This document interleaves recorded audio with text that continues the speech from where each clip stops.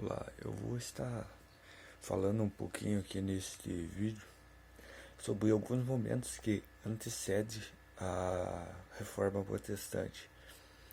A maioria, quando fala em Reforma Protestante, vem a ideia de Martinho Lutero, que foi um dos precursores da Reforma Protestante. Só que para nós entender a Reforma Protestante, nós temos que ir um pouquinho mais atrás na história. E não podemos deixar de, como que eu posso dizer, deixar de levar em consideração os antepassados que fizeram parte, que lutaram por esta reforma. Mas não houve uma reforma em seu tempo por algumas situações, e Martinho Lutero foi esse o privilegiado que em seu tempo houve a reforma, porque foi o que sobreviveu e conseguiu cunhar a reforma, e ele foi um dos idealizadores também da ideia de alguns antepassados. Então ele já vinha antes dele pessoas lutando por isso. Ele não foi um cara assim que surgiu na história sem ninguém ter lutado antes dele. Então já havia muitos que haviam morrido e lutado por isso, mas não conseguiram chegar ao objetivo principal, que era a reforma. Nesse tempo da reforma, a Bíblia era escrita só em latim. Então, a população não tinha acesso à Bíblia Sagrada. A população não tinha acesso. E nesse tempo também, a igreja era a que dominava. Que nesse tempo eles acreditavam, eles defendiam o quê? A igreja estava acima de qualquer coisa. Porque Jesus vai dizer a Pedro: o que vocês ligar na terra será ligado também no céu. E eles, como um princípio disso, a igreja católica, como um princípio comum, pegava essa tese e defendia que o que eles ligassem na terra será ligado no céu. Papa quer dizer pai da igreja, então eles acreditavam que o Papa estava acima de qualquer pessoa, e a religião estava acima da Bíblia. O que eles ligassem na terra seria concordado no céu. Mas isso é. Primeiro, Jesus está falando a Pedro, está falando aos discípulos, está falando a eles, o que eles ligassem, não o que nós ligassem. E segundo, desde que condizesse com a palavra, porque Paulo vai escrever, vai dizer: olha, não recebeis outro evangelho que vai além desse, e não permaneça nesse, que seja anatema. Anatema quer dizer amaldiçoado. Ele vai dizer até mesmo que seja enviado por nós ou por anjo. Ou seja, é o que ele está querendo dizer. Ele está dizendo assim: olha, o poder não está em nós, o poder está na palavra. Ou seja, ele está querendo dizer: a palavra está acima de religião, acima de qualquer pessoa. Então, só é possível ligar no céu desde que enquadre na palavra, desde que esteja e permaneça na palavra e não vá além daquilo que está na Bíblia. Então vamos embora, vamos para o que nos interessa sobre alguns momentos que antecederam a reforma, que se chama Inquisição, o tempo das trevas.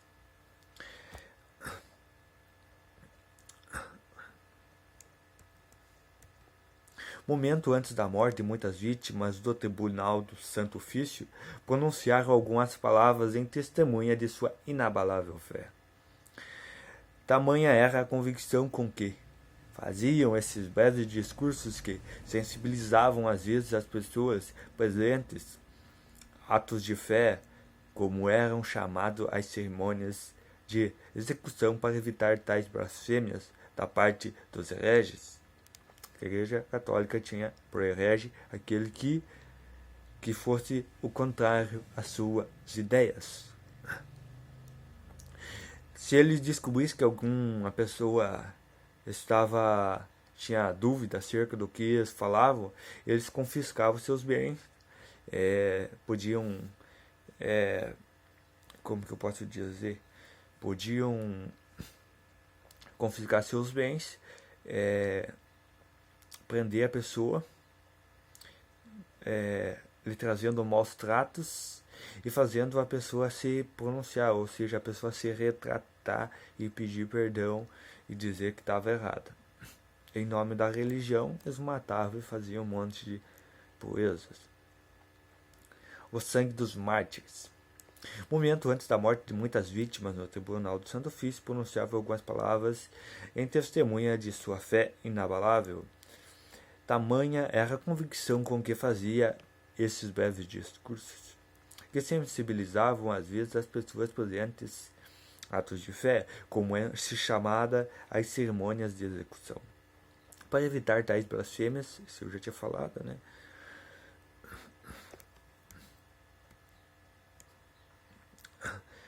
Por parte dos hereges, não raro cortavam a língua dos condenados, o amor das salvos. Esse era o castigo que eles castigavam às vezes e castigavam seus próprios companheiros de labuta. Vale dizer que ainda no século XI, na primeira metade do século XII, protestavam contra a execução dos hereges. As vozes mais autorizadas na igreja eram a do São Bernardo Aso, bispo de Liege, aqui e o de Alberto, bispo de Mas, ali Ruperto de Dulces.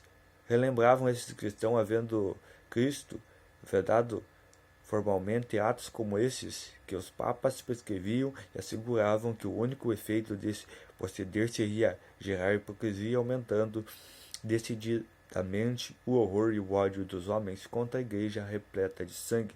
Quanto ao clérigo, havia de perseguições, só a teoria da infalibilidade podia nos levar a conceber como, em toda a série dos papas, desde Luciano III, não existiu ao menos um que se dispusesse a tomar outro caminho se não tivesse havido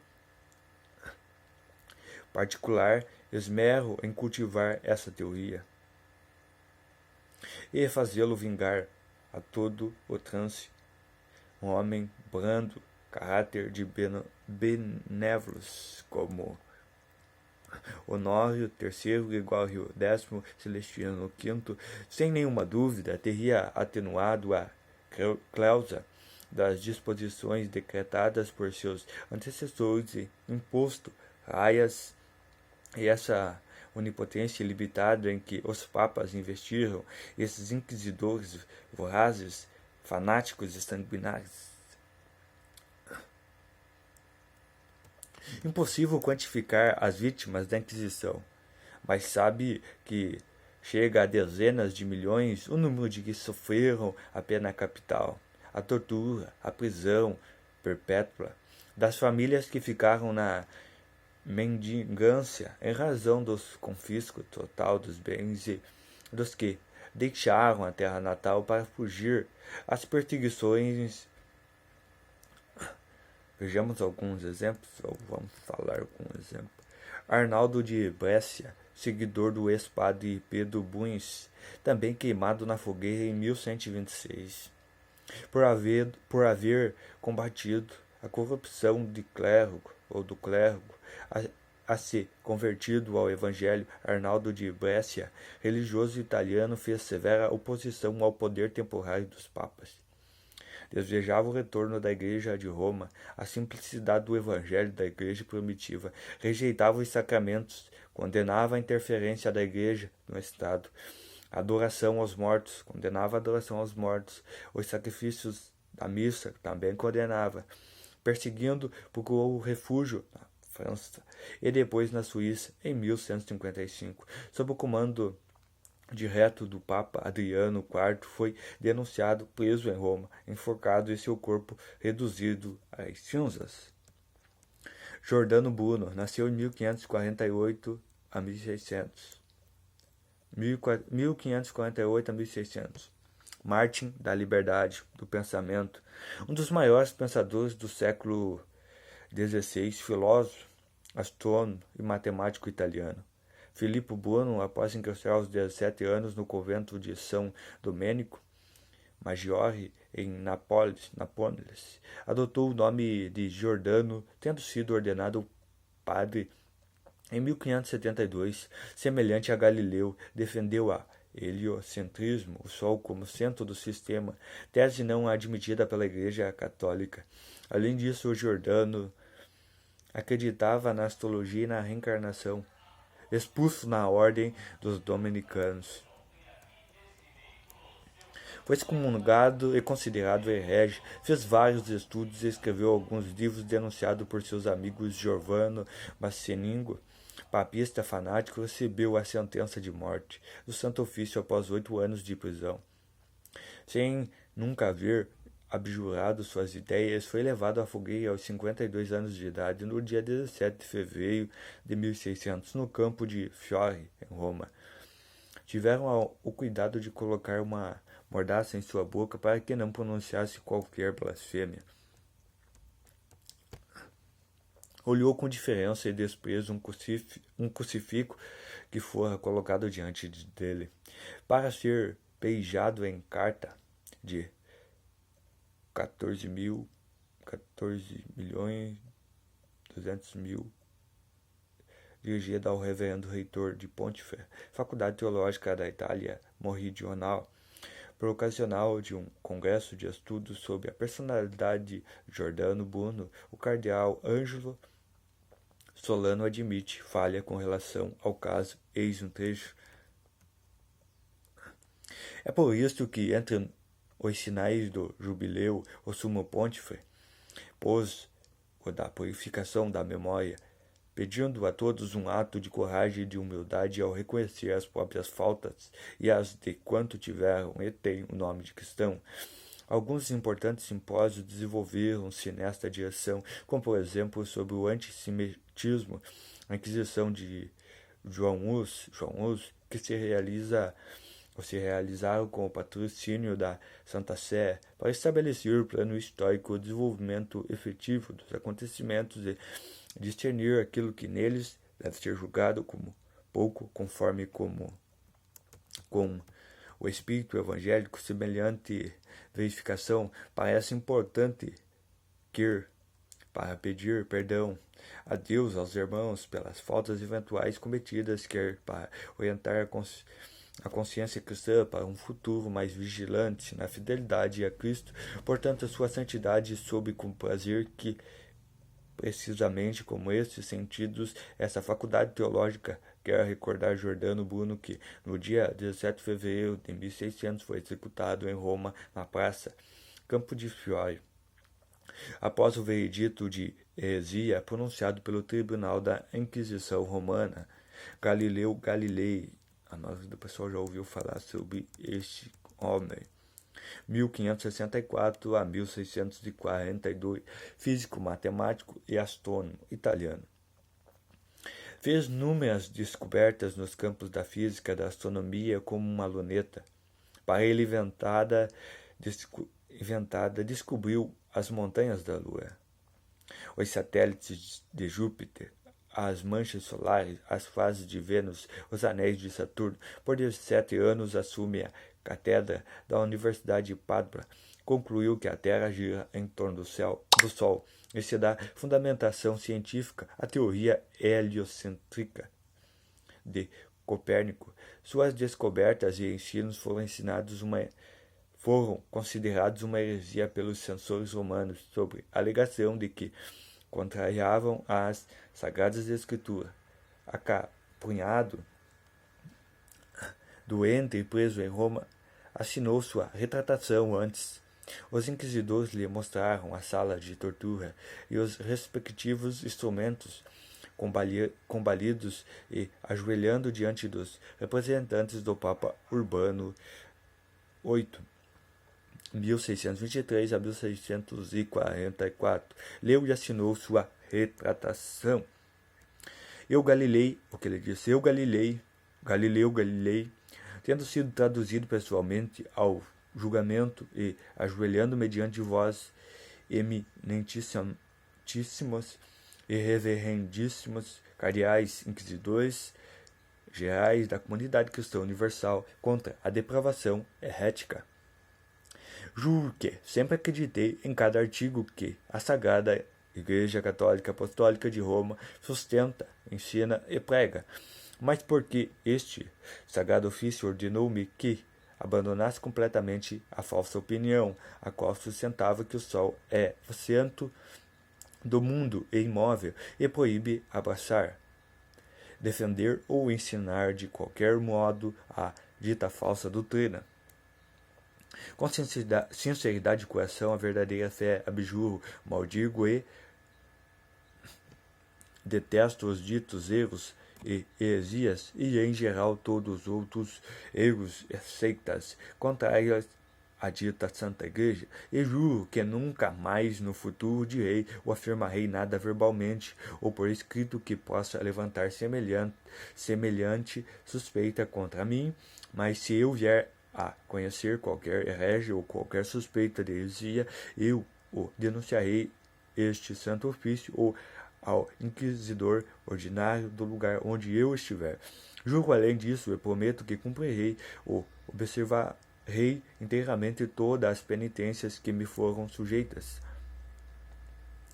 e que foram ou sejam impostas por este santo ofício, mas se por acaso eu vier a violar qualquer uma de minhas ditas promessas, juramentos e protestos, o que Deus não permita sujeitar-me a todas as penas e punições que foram decretadas e promulgadas pelos sagrados cânones e outras constituições gerais e particulares contra delinquentes, assim descrito, portanto, com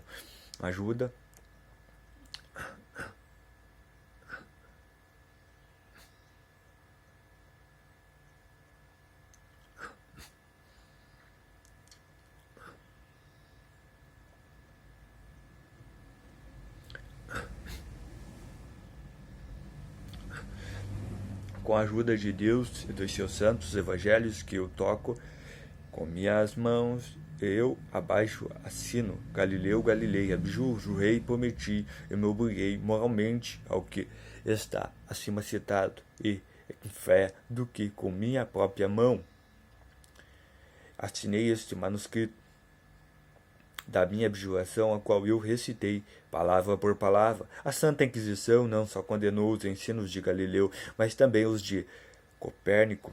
O Tribunal de Deus assim se pronunciou a tese que o Sol é o centro do sistema e não se move ao redor da Terra, a inércia absurda. Teologicamente, a falsa e ética sendo frontalmente contrária às Sagradas Escrituras, a segunda proposição, a de que a Terra não é o centro do sistema, mas se move-se ao redor do Sol, é absurda, filosoficamente falsa e, pelo menos, segundo o ponto de vista teológico, contrária à verdadeira fé. Galileu livrou-se da fogueira, mas passou vários meses sob prisão. Muitos doentes e cegos veio a falecer no dia 8 de janeiro. Muito doente e cego veio a falecer no dia 8 de janeiro de 1642. Em janeiro de 1998, passando 356 anos ao Papa João Paulo II, formalizou o tardio pedido de perdão ao notável astrônomo Galileu Galilei. Vamos para John Cliff, 1330-1384. John Cliff era teólogo inglês, precursor da Reforma, pregava uma igreja sem direção papal, combateu a exploração popular como lucrativos negócios da venda de indulgências e condenou excesso de bens materiais dos clérigos. Doutor de teologia, advogado eclesiástico a serviço da coroa, nomeado reitor de Luther-Ort em 1374, sua maior obra, contudo, foi a tradução das Escrituras para o inglês, abrindo o caminho para que a palavra de Deus fosse conhecida na Inglaterra. Ousado destemido, acusou o clero romano de criar clima de tensão e horror ao ameaçar os fiéis com excomunhão, de tentar conter a propagação da palavra, ao proibir a leitura da Bíblia e sua tradução para línguas conhecidas dos povos. Ensinava a salvação somente pela fé em Cristo e a infalibilidade das Escrituras, chamado a retratar-se por ocasião de uma enfermidade que muito o enfraqueceu, disse: não hei de morrer, mas viver e denunciarei novamente as más ações dos fraudes, tendo sido levado pela terceira vez ao tribunal eclesiástico e acusado de heresia. Cliff declarou que julgais estar a contender, como com o ancião às bordas da sepultura, não estáis a contender com a verdade. Verdade que é mais forte do que vós, e vós vencerá. Deus livrou Cliff da fogueira. Faleceu repetidamente após um ataque de paralisia. Sua voz silenciou, mas sua fé em Jesus Cristo fez discípulos em todo o mundo. Mais de 40 anos após sua morte, seus ossos foram enxumados e publicamente queimados e as cinzas lançados em um riacho vizinho. Então, Martim Lutero não foi o primeiro a defender que a salvação veio mediante a fé. Então, Cliff já defendia isso bem antes de Martim Lutero. Então, vamos para John Hus. John Hus.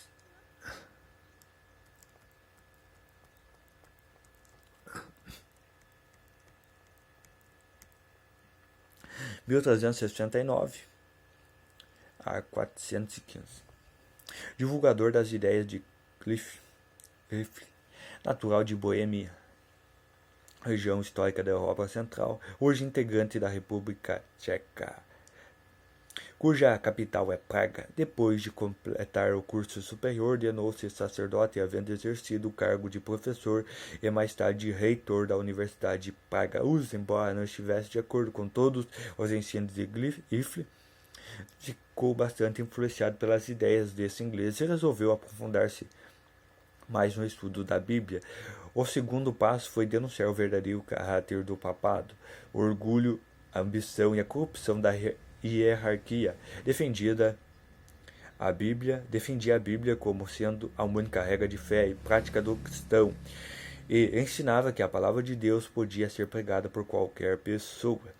Excomungado e acusado de heresia, Hus foi finalmente condenado no Concílio de Constança, em 1414 a 1415, no sudoeste da Alemanha, ao qual compareceu também como réu antipapa João XXIII. Este, acusado por vários crimes cometidos durante seu ministério no período de 1410 a 1415, fornicação, adultério, incesto, sodomia, roubo, simônia, assassinato, condenaram-no por 54 crimes, mas não recebeu a sentença de morte. Juntamente com outros papas que disputavam o cargo, foi disposto, preso e lançado numa asquerosa masmorra.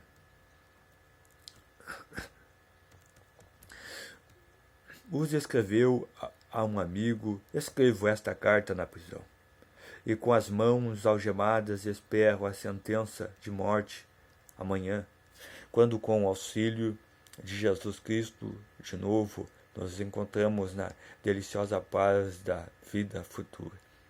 Sabereis com